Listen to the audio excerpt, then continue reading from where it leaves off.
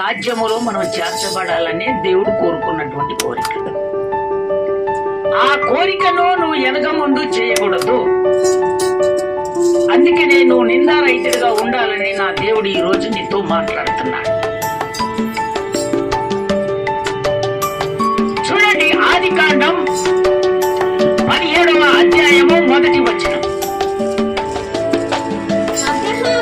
అబ్రహాము ఎన్ని అంట 99 సంవత్సరాలు అయినప్పుడు దేవుడే అతనికి ప్రత్యక్షమై, నేను సర్వశక్తి గల దేవుడను, నా సన్నిధిలో నడుచుచు, చూసావా, నా సన్నిధిలో నడుచుచు నిందారహితుడిగా ఉండుము అన్నాడు. దేవుని బిడ్డలారా, నువ్వు దేవునికి ప్రార్థన చేస్తున్నావు. నువ్వు ప్రార్థన చేస్తున్నప్పుడు దేవుడు ఎప్పుడైనా ఆ మాట నీకు సెలవిచ్చాడా?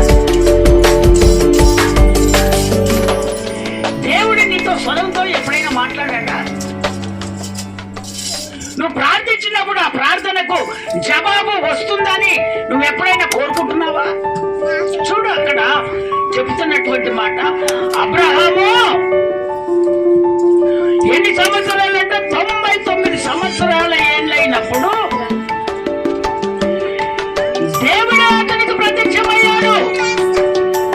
నేను సర్వశక్తి గల దేవుడను. అంటే ఈ ప్రపంచములో దేవుళ్ళు దేవతలు ఉన్నా గాని వాళ్ళలో నేను సర్వశక్తి కలిగినటువంటి దేవుడునని చెబుతున్నాడు.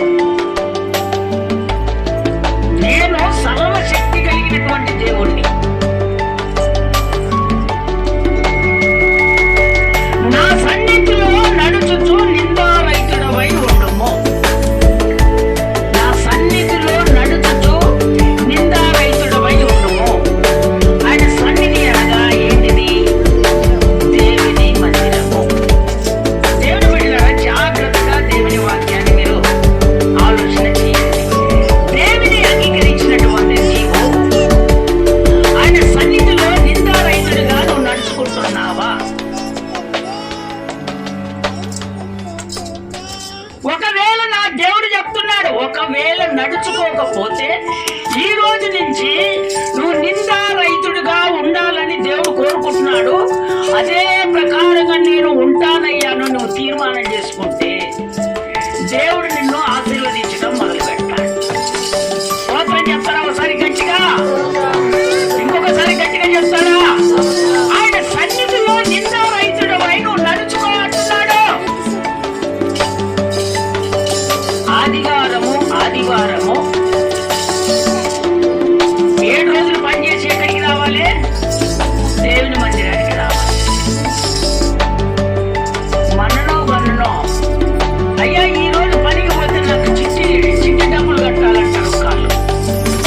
ఏ డబ్బులు కట్టాలి? చిట్టి డబ్బులు కట్టాలి. అయ్యా నువ్వు బతుకున్నావు పోతే ఆ చిట్టి పైసలు ఓడి కట్టాలి. చేతులకి స్తోత్రాలు చెప్తారా గట్టిగా?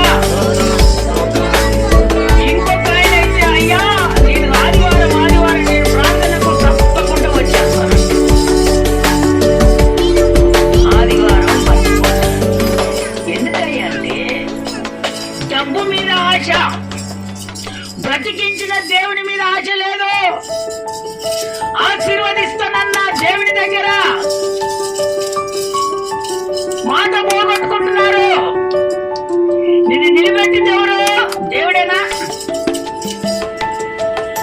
ఆయన సన్నిధికి నడిపించుకుందాము దేవుడే కదా.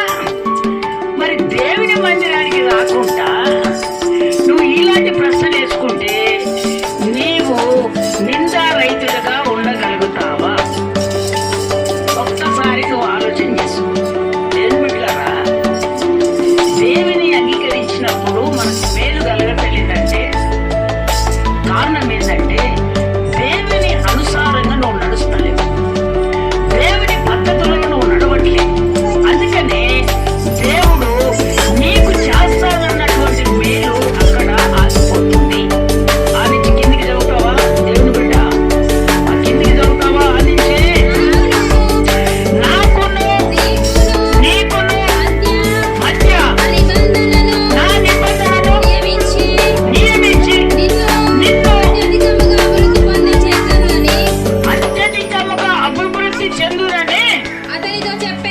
అతనితో చెప్పాడు.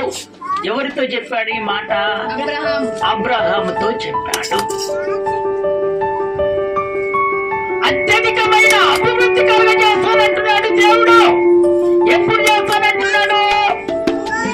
ఆయన సన్నిధిలో నిందారహితుడుగా ఉండి నడుచుకుంటున్నప్పుడు ఆయన ఒక నిబంధన చేస్తున్నాడు. ఎవరికి చేస్తున్నాడు?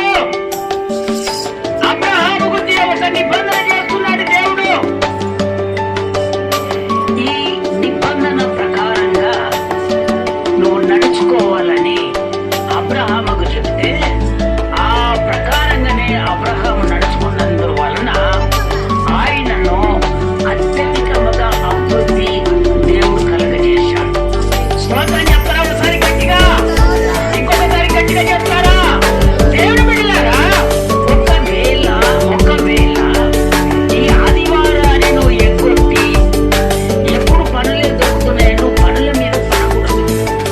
దాన్ని కూడా దేవుడు ఏం చేస్తాడంటే పరిశోధన చేస్తాడు. ఆ రోజే పనిస్తాడు. ఎందుకు ఇస్తాడో తెలుసా? నిన్ను చూస్తాడు. దేవుని ఉద్దేశం ఏంటంటే నిన్ను అత్యధికముగా అభివృద్ధి చేయాలనేమో దేవుని ఆశ. కానీ నీ ఆశ ఏ విధంగా ఉంది? నీ ఆశ ఏ విధంగా ఉంది? పని దొరికితే వెళ్ళాలి. దేవుడు ఒక కోణంలో ఆలోచన చేస్తున్నాడు. నిన్ను ఏ విధంగా ఆశీర్వదించాలనేమో దేవుడు ఆలోచన చేస్తున్నాడు. నువ్వేం చేస్తున్నావు? మొదటి ఆ స్థితిలోనే నువ్వు పడిపోయిన స్థితిలోనే ఉంటున్నావు. నేను పైకి లేవాలన్న ఆలోచన కలగట్లేదు.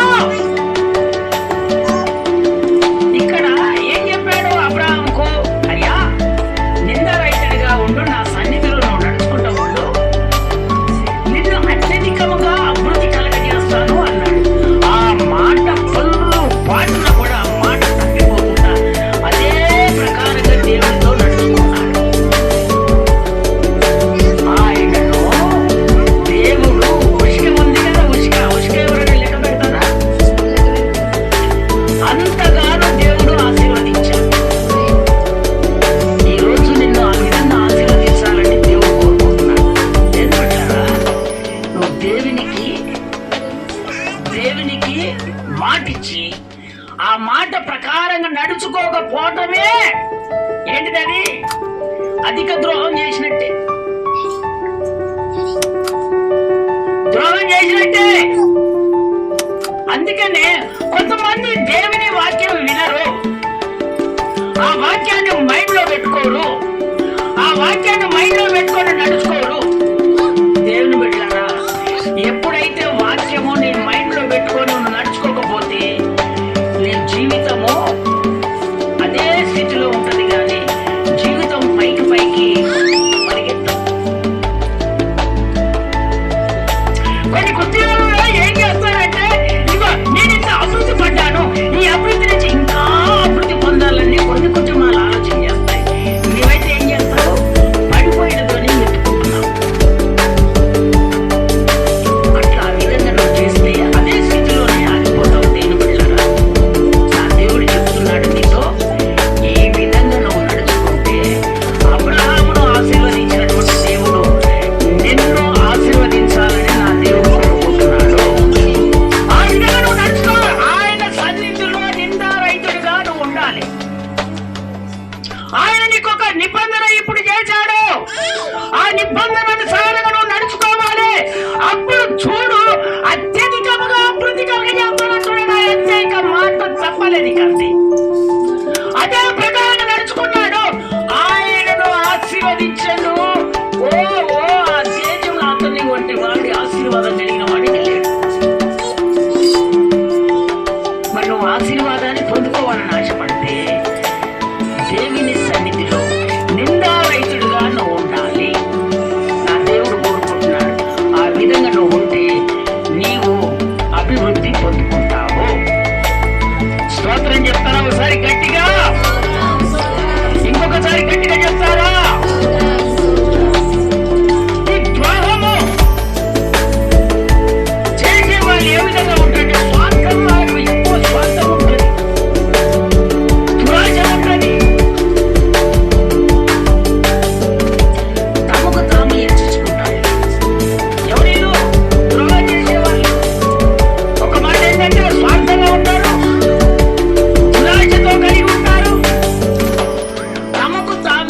తగ్గించుకుంటా. అంటే దాన్ని నువ్వు కనిపెట్టక ఏం చేస్తావు అంటే వాడు స్వార్థపరుడు అనేది తెలిసి కూడా నువ్వు వెళ్ళిపోతావు. కానీ దేవుడు ఈ రోజు నీతో మాట్లాడుతున్నాడు. ఇదిగో స్వార్థం కలిగినటువంటి వాడు ఉన్నప్పుడు నువ్వు వెంటనే దేవుని వాక్యం వింటున్నావు. వాడు స్వార్థపరుడని నువ్వు తెలుసుకున్నప్పుడు నీ స్టెప్ ఎక్కడేయాలి, వెనుకకేయాలి. ముందుకేయకు. వాడు ద్రోహం చేసేవాడితో మనకే పని అమ్మా.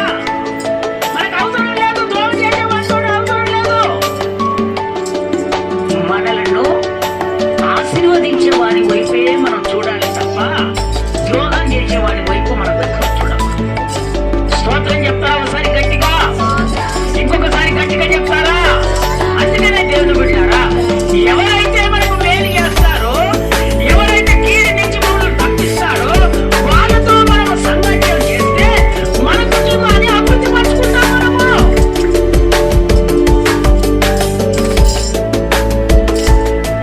మన కుటుంబాన్ని ఎక్కడ పడినాయి అక్కడే ఉంటున్నాయి అంటే కారణం అదే. నువ్వు గమనించట్లేదు. చదవండి దేవుని వాక్యము ఆదికాండం 6వ అధ్యాయము 9వ వచనం ఒకసారి చదివి వినిపించండి.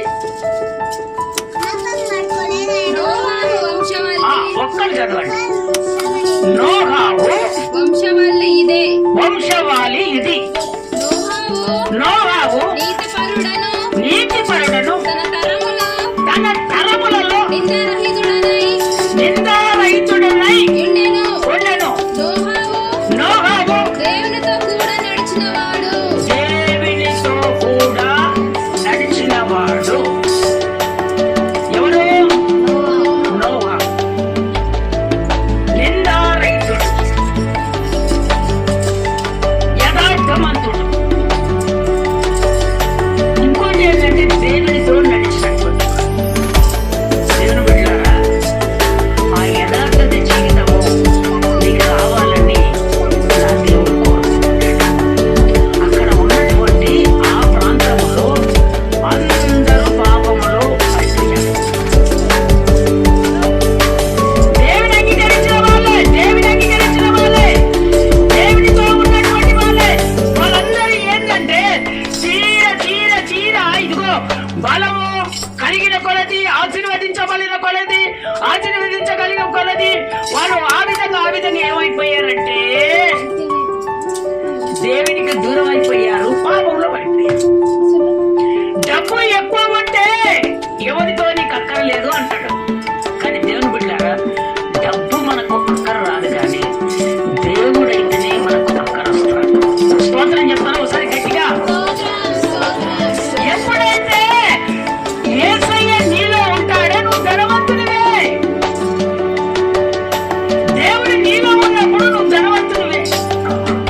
అందుకనే మొట్టమొదట దేవుని నీ హృదయములో పెట్టుకోవాలి.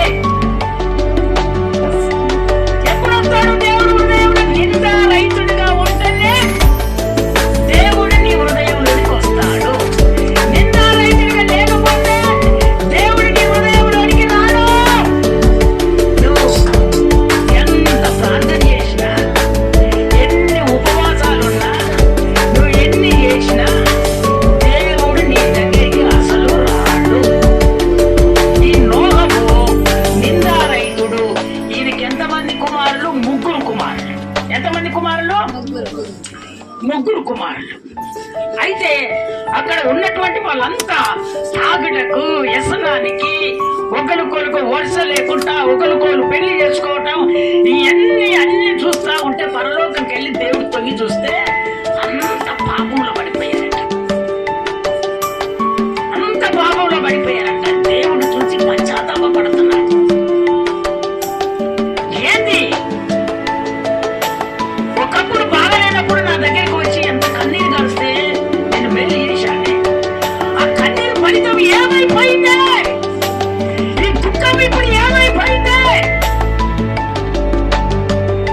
ఆశీర్వాదాలు లేదన్నప్పుడు, పనులు దొరకనన్నప్పుడు, ఉద్యోగం దొరకనన్నప్పుడు నేను అన్ని సమకూర్చానే. ఇప్పుడు ఏమైపోయాయి అన్ని ఇస్తే? కొంతమంది ఏం చేస్తారని అన్నిటికీ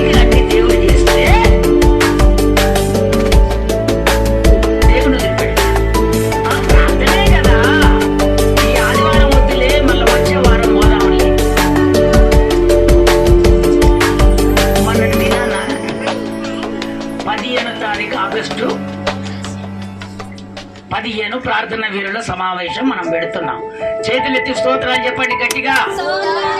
ఇంకొకసారి గట్టిగా చెప్తామా? ఆ రోజు ఎవరు కూడా నీసి తినరు. వాస్తవానికి ఒక్కరు కూడా పనులకు వెళ్ళరు.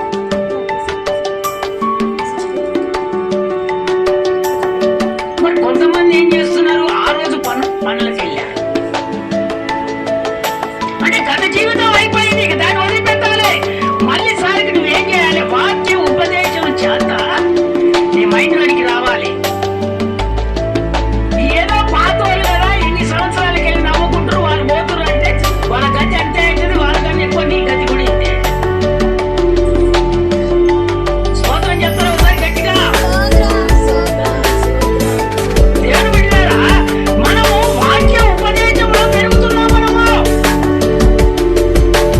ఎవరో వస్తే మనకు మందిరం కట్టించేది కాదు, ఎవరో డబ్బులు ఇస్తే మనకు చేసేది కాదు. మనం దేవుడితో చేస్తున్నటువంటి పరిచర్య. మన వాక్యం నీలో ఉండాలి. ఆ వాక్య ఉపదేశం ద్వారా నువ్వు పెరగాలి. దేవుడి నిన్ను తీర్చిదిద్దేది ఎందుకో తెలుసా? వాక్యము ద్వారానే. ఆ వాక్యమే దేవుడు. ఆ వాక్యాన్ని ఎప్పుడైతే నీ హృదయంలో పెట్టుకుంటావో దేవుడు నీ హృదయంలో ఉంటాడు. నన్ను పెట్టుకోవట్లేదు, వాక్యము నీ హృదయంలో పెట్టుకోవట్లేదు.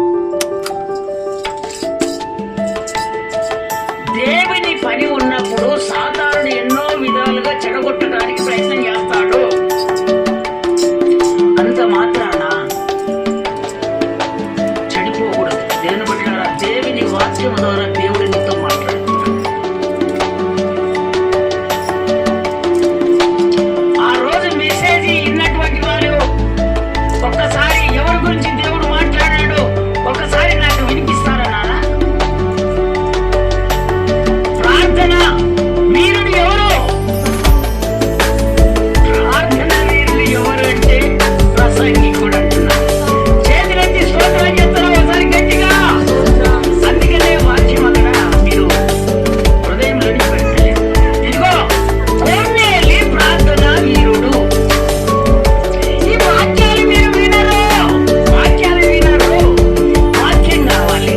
తర్వాత పేతురు ప్రార్థన వీరుడు. కొన్నేళ్ళు ప్రార్థన చేస్తున్నప్పుడు దేవుడు దర్శించాడు.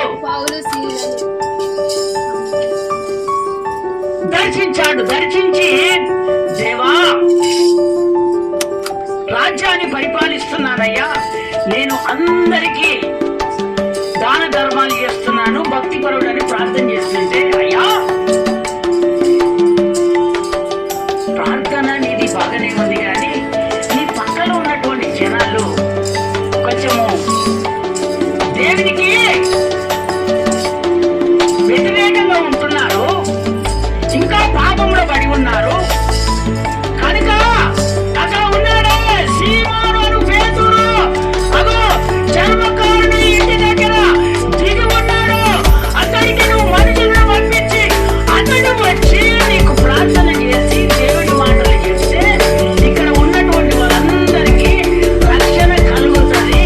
వాళ్ళంతా ఇక దేవుడి మార్గంలో నిలబడి ఆ బానిస సంఖ్యలని పోతాయని చెప్పారు. ఎవరు చెప్పారు? దేవుడు చెప్పాడు. మరి మీరు వస్తే కదా, ప్రార్థనకు వస్తే కదా ఆ వాక్యం వినేది. ఏ సమయంలో ఏ ప్రార్థన, ఏ సమయంలో ఏ ప్రార్థన అనేది తెలుసుకోవాలి. మనం ఆశీర్వదించడం దేవుడిని చిత్తమై ఉన్నది, ఆయన ఆశీర్వదిస్తూనే ఉంటాడు. కానీ నువ్వు దేవుని వాక్యాన్ని వినాలి. పొరపాటున దేవుని వాక్యం వినకపోతే నీ మైండ్ లో ఎప్పుడు ఏదో ఒక ఆలోచన కలుగుతూనే ఉంటుంది. నీ మైండ్ లో దేవుని వాక్యం వచ్చిందంటే నీ మనసు అంతా చేంజ్ అయిపోయి దేవుని మార్గంలో ఉండి ఎప్పుడు ఏం చేయాలనే ఆలోచన నీకు కలుగుతుంది. స్తోత్రాలు చెప్తారా? చేతులెత్తి ఒకసారి గట్టిగా. ఆయన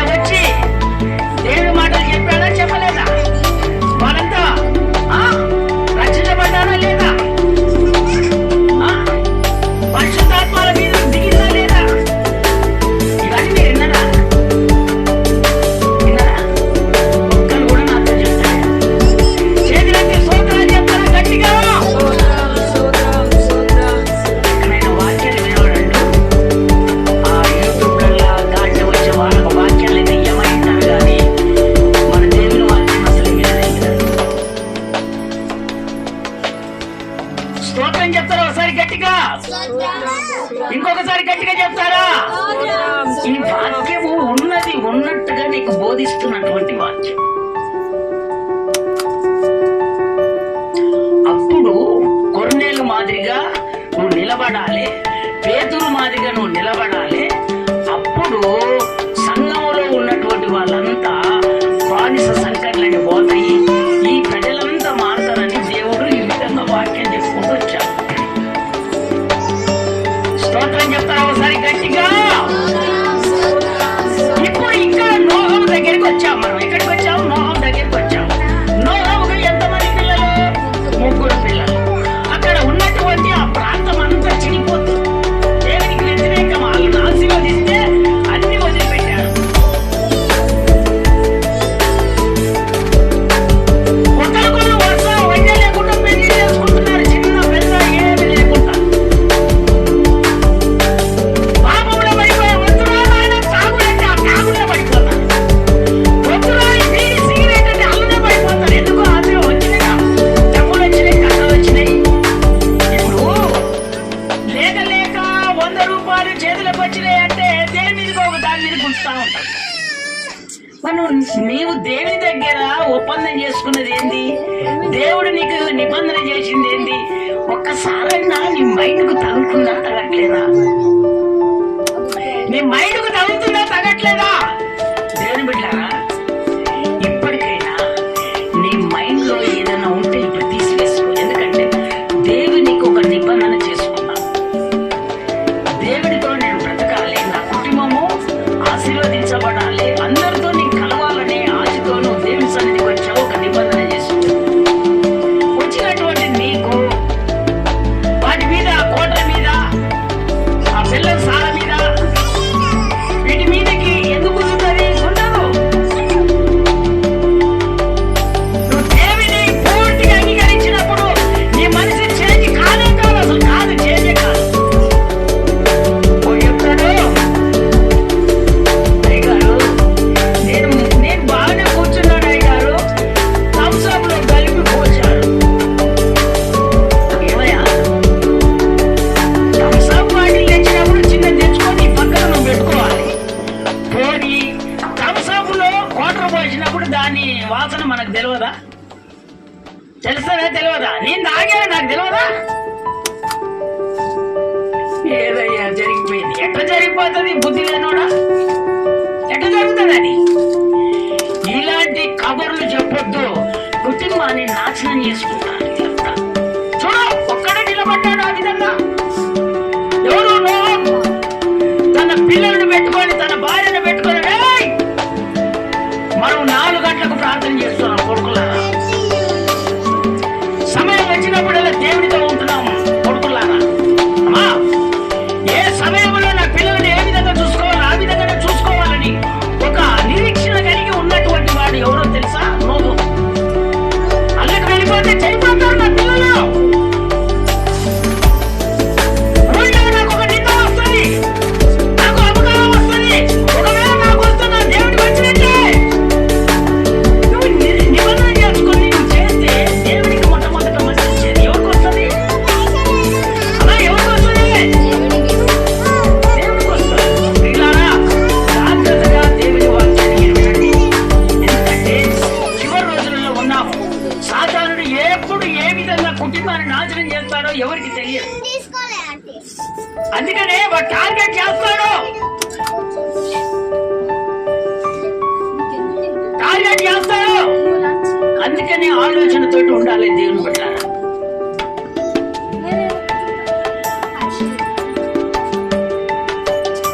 ఈ రోజులలో దానికే ఆకర్షితులైపోతారు, కానీ మంచి మాటలకు ఎవరు ఆకర్షితులు కాదు. ఇక్కడ నోహము ఎన్ని చెడిపోయినా, ఎంత చెడిపోయినా వేస్ట్ అనుకొని నోహము దేవునితో ఉన్నప్పుడు దేవుడు మాట్లాడుతున్నాడు. ఎవరితో తెలుసా? నోహము, నీవే నిందా రైతులవయ్యా, నువ్వు కృప పొందుకున్నటువంటి. ఇదిగో, నీవు వీరికి వేరే జీవించాలి. ఎందుకో తెలుసా?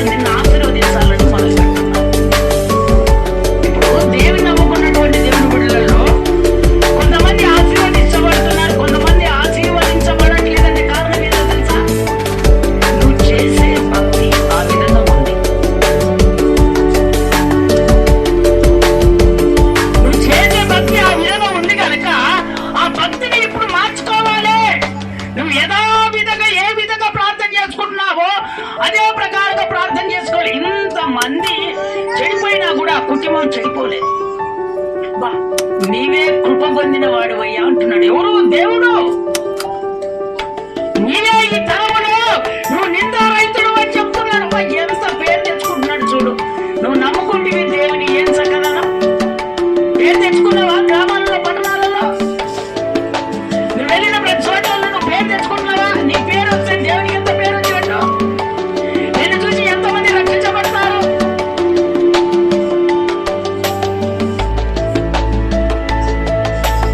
నువ్వు సువార్త అందించడం మొదలు పెట్టాలి. దేవుడు ఖచ్చితంగా నీకు మేలు చేయడం మొదలు పెడతాడు. చేతులెత్తి స్తోత్రాలు చెప్తారా? గట్టిగా ఇంకొకసారి గట్టిగా చెప్తారా? అందుకనే అయ్యా నీవు ఒక ఓడను సిద్ధపరచుకో. ఎందుకో తెలుసా? ఇంకా 7 రోజులకు 7 దినాలకు ఈ భూమి మీద ప్రచండమైన వర్షాలు కుమరిస్తాను. ఇదిగో ఇక అంతమైపోతుంది. భూస్థాపన చేసేస్తాను. చిదికల మానుతో ఒక ఓడను సిద్ధపరచుకో. నువ్వు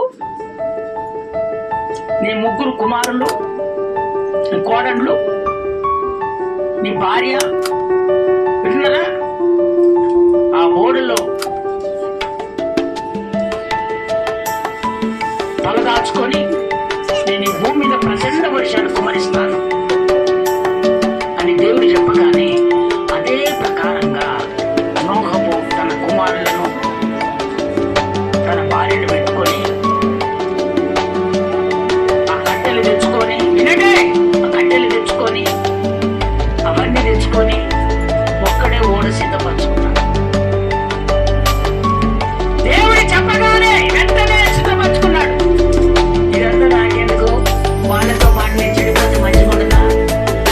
ఈ ఆలోచన మనిషికి రాకూడదు. నీవు నమ్ముకున్నటువంటి బిడ్డలకు రాకూడదు. వాడు చెడిపోతున్నాడని నువ్వు చెడిపోకూడదు. స్టార్ట్గా దేవుని కొరకు నిలబడాలి. దేవుడు దిగొచ్చాడా లేదా? రోగం దగ్గర దిగొచ్చాడా లేదా? వచ్చాడు, మాట్లాడుకున్నాడు. వెంటనే వీళ్ళకు వేరేగా జీవించాలి. ఎందుకో తెలుసా? నేను నీ ద్వారా ఆశీర్వాదించడం మొదలు పెట్టాలి.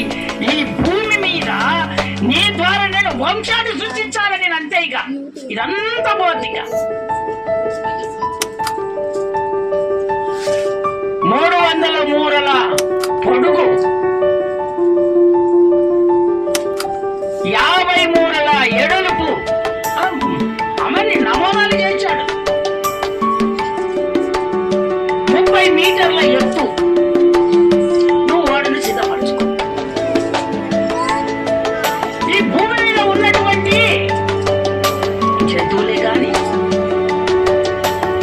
పురుగులే గాని, పక్షులే గాని, ఆడ మగ మంచిది చెడ్డది, ఆడ మగ తీసుకొని నీకు కావలసినటువంటి పదార్థాలను సమకూర్చుకొని నువ్వు వెళ్ళాలి. అంతే, వెళ్ళి సిద్ధపరచుకొని నేను ఇంకా 7 రోజులకు 40 రోజులు 40 పగులు 40 రాత్రులు నేను పట్టణంలో వచ్చాను కుమరిస్తాను. వాళ్ళంతా నాశనం అయిపోతారు. నీ ద్వారా ఇక వంశాన్ని నేను సిద్ధపరచాలి అనగానే ఆ మాటకు లోబడి వెంటనే వెళ్ళిపోయాడు. సిద్ధపరచుకొని వెంటనే నోహము ఓడలో వెళ్ళిపోయాడు. పిల్లలు తీసుకొని వెళ్ళిపోయాడు. యేసయ్య వచ్చాడు, తాళం వేశాడు. దేనికి? ఓడకు తాళం వేశాడు. ఇక ప్రచండ వర్షం కుమరిస్తుంటే నోహం దగ్గరకు వచ్చి ఇంక అడుగుతున్నారు, అయ్యా మా పాప బతుకులు తీసేసుకుంటాము, మేము ఇంకా పాపంలోనికి వెళ్ళాము, తాగుడు పని చేస్తాము, సిగరెట్ పని చేస్తాము, ఇదంతా పాపం అని మాకు తెలిసే చేశాము, ఇక్కడి నుంచి మేము చేయము. అయ్యా మేము చనిపోతున్నాం, వరదలో కొట్టుకపోతున్నాం, ఇబ్బందులు పాలవుతున్నాం. లోకము ఇకనైనా మమ్మల్ని బ్రతికించడం లేదు. తాళం చెయ్యి నా దగ్గర లేదు. ఈ తాళం చెయ్యి నా దగ్గర లేదయ్యా, దేవుని దగ్గర ఉంది. నా దగ్గర లేదు, దేవుని దగ్గర. అయ్యా ఇకనైనా ఒప్పేసుకుంటాం. నువ్వు ప్రార్థన చేస్తే దేవుడు దిగి వస్తాడు. అది అప్పుడేమైంది? అప్పుడు ప్రార్థన చేస్తే దేవుడు దిగి రాలేదా?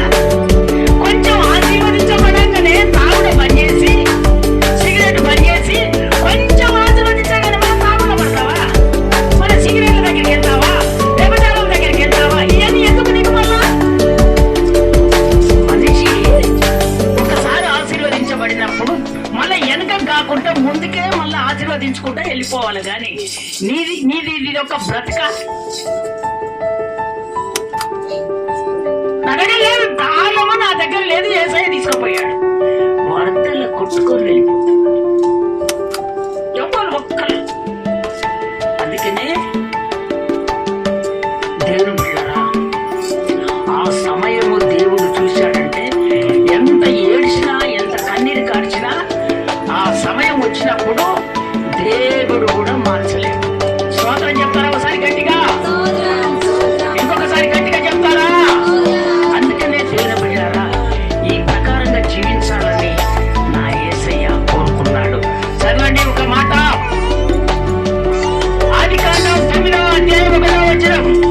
మరియు దేవుడు నోహమును అతని కుమారులను ఆశీర్వదించి నీవు ఫలించి అభివృద్ధి పొంది భూమిని నింపుడి. ఆ ప్రచండ వర్షాన్ని ఆశ్రయించాడు దేవుడిగా. తర్వాత యేసయ్య వచ్చాడు, తాళం తీశాడు, పిల్లలు బయటకు వచ్చారు. ఇదిగో ఇక్కడి నుంచి ఈ భూమిని మీరు ఏమంటున్నాడు, నింపండి, మీ ద్వారానే అభివృద్ధి కలగాలి. చూసావా, ఇదిగో నిందారహితుడుగా ఉన్నటువంటి వారికి ఎప్పుడైనా దేవుని కనుదృష్టి ఖచ్చితంగా ఉంటది. దేవుని మాట్లాడారా, దేవుడు మర్చిపోవడానికి అన్యాయస్తుడు కాదు. మీరు అనుకుంటున్నారేమో దేవుడు మర్చిపోతాడని. ఎప్పుడు మర్చిపోడు దేవుడు. పిల్లలతో ఆటాడుతున్నారు, ఏంది వాక్యం వినట్లేదు. ఇస్తుండండి. ఒకసారి హాయిగా చెప్తావా? సరి గట్టిగా, ఇంకొకసారి గట్టిగా చెప్తావా? అందుకనే దేవుని బిడ్డలారా, నీవు నిందారహితుడుగా ఉంటే దేవుడు ఎప్పుడు కూడా నిన్ను మర్చిపోడు. నీకు కావలసినటువంటి మేలు ఖచ్చితంగా నా దేవుడు చేస్తాడు. ఎప్పుడు మళ్ళీ వాళ్ళ దగ్గరికి వచ్చి దేవుడు మీరు అభివృద్ధి పొందండి, ఈ భూమిని నింపండి, మీ ద్వారా సంతానం కలుగుతూనే ఉండాలని చెప్పాడు. ఆయన నిందారహితుడుగా ఉన్నందుకే, ఆమె యొక్క పాపములు పడలేదు, యథార్థంగా ఉన్నందుకే దేవుడు అతని దగ్గరికి వచ్చి ఇంకా ఆశీర్వదించడం మొదలుపెట్టాడు. చదవండి ఇంకొక మాట, అదే 9వ అధ్యాయం 7వ వచనం. ఆదికాండం. మీరు ఫలించి అభివృద్ధి పొందుడి, మీరు భూమి మీద సమృద్ధిగా సంతానము కలిగి కని విస్తరించడని వారితో చెప్పాడు. ఏమిటి, పాపంలో ఉన్నటువంటి వాడిని వదిలిపెట్టేశాడు దేవుడు. వదిలిపెట్టడానికి భూస్థాపన చేశాడు. ప్రచండ వర్షము వస్తే ఆ ఓడ కింద ఉన్న ఓడ నీళ్ళకు పైకి తేలింది. ఆ వరదలో అక్కడ ఉన్నటువంటి ప్రజలంతా కొట్టుకుపోయి నాశనం అయిపోయింది. ఆ ఒక్కరిని దేవుడు తీసుకొని ఆయన ద్వారానే ఈ ప్రపంచం అంతా నిండింది. చేతులెత్తి స్తోత్రాలు చెప్తారా గట్టిగా? ఇంకొకసారి గట్టిగా చెప్తారా? ఈరోడు అంటాడు దేవుడు తాగొద్దన్నాడా అని ఇంకోటి చెప్తాడు. నన్ను తాగమన్నాడని ఇంకోటి చెప్తాడు. బైబిల్లో యాడ రాసి పెట్టాడు సిగరెట్ తాగొద్దని ఒకటి చెప్తాడు. దేవుని బిడ్డలారా, దేవుడు ఏం చెప్తున్నాడు ఇప్పుడు మనకి? ఇవన్నీ హానికరమైనటువంటి దేవుని దగ్గర చేయకూడదు. అందుకనే దేవుడు నిన్ను కోరుకున్నది ఏంటో తెలుసా? నిందారహితుడుగా ఉండు. సిగరెట్ తాగినా పాపమే, వీడి తాగినా పాపమే, సార తాగినా పాపమే, కళ్ళు తాగినా పాపమే. అయ్యా థమ్సప్ తాగేం కాదు, స్ప్రైట్ తాగేం కాదు. పెట్టినవా 10 మంది బంధువులు పెళ్లి జరుగుతున్నాయ్యా, అందరూ కూర్చొని తాగుతున్నానే తాగని. వాళ్ళతో పాటు ఒక థమ్సప్ తీసుకొని తాగు, కూర్చొని ఆనంట. నీ విలువ చూడు, వాళ్ళ విలువ ఏంటి?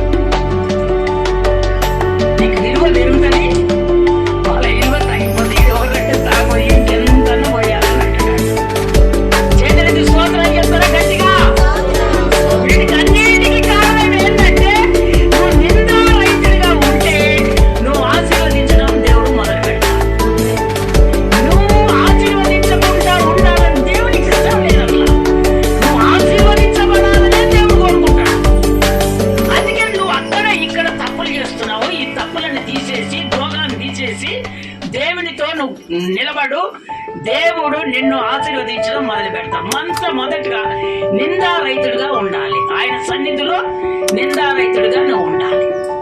ఆయన సన్నిధిలో నిందారహితుడిగా ఉంటే ఆయన నిన్ను ఆశీర్వదించడం మొదలు పెడతాడు. స్తోత్రం చెప్తారా ఒకసారి గట్టిగా?